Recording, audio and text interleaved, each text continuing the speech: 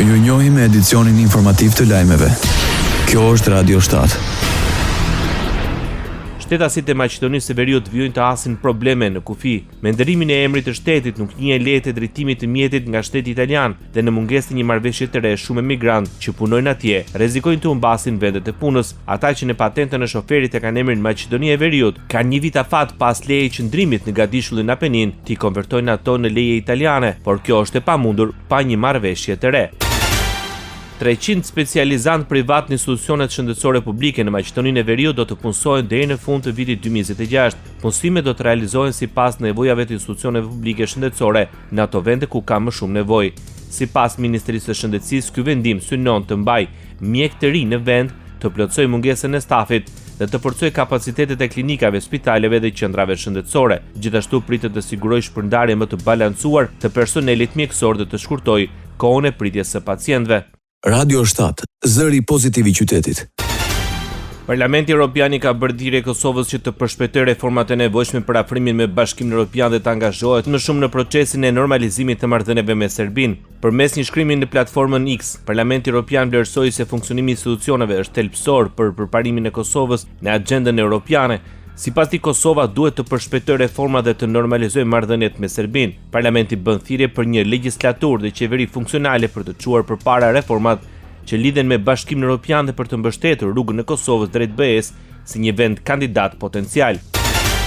Zhvillimi i rëndësishëm në përpjekjet për zbardhjen e fatit dhe vendosjes personave të zhdukur me forcë gjatë luftës së fundit në Kosovë, komentoi ushtruesi i detyrës së presidentes Albulena Xhiu, gjetën një varrim masiv në fshatin Kalludër të Zubin Potokut. Ai u angazhua për të dhënë mbështetje këtij procesi deri në përfundimin e identifikimit të viktimave. Ky proces do të ketë për krah time të plot nga vlerësimi i gjithësanshëm i lokacionit, zhvarrimi dhe ekzaminimet mjekoligjore e deri tek identifikimi i plot i viktimave, gjithmonë në përpjekje për t'u përgjigjur të drejtës së familjeve për të ditur fatin dhe vendodhjen e më të dashurve të tyre, deklaroi Xhiu.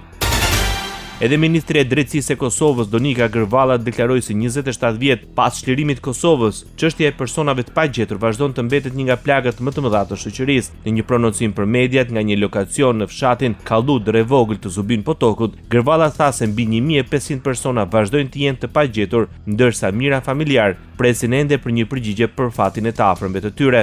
Kemi institucione të cilat janë të përkushtuara për gjetjen e barrezave masive, por edhe për rritjen e presionit ndaj Serbisë, një për të hapur arkivat dhe e dyta për të dorëzuar të gjithë të pagjeturit dhe mbi të gjitha për të siguruar që gjëra të tilla nuk ndodhen më asnjëherë në vendin tonë.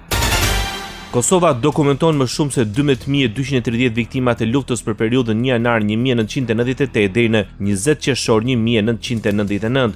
Të dhënat janë bërë publike nga raporti i Institutit për krimet e kryera gjatë luftës.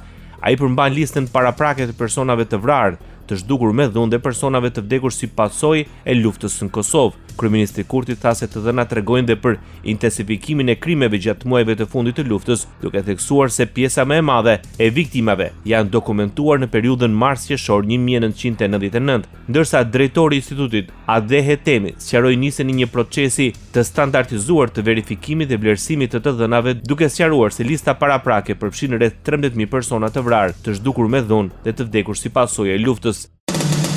Ndoqët lajmet shkurt në Radio 7, zëri pozitiv i qytetit.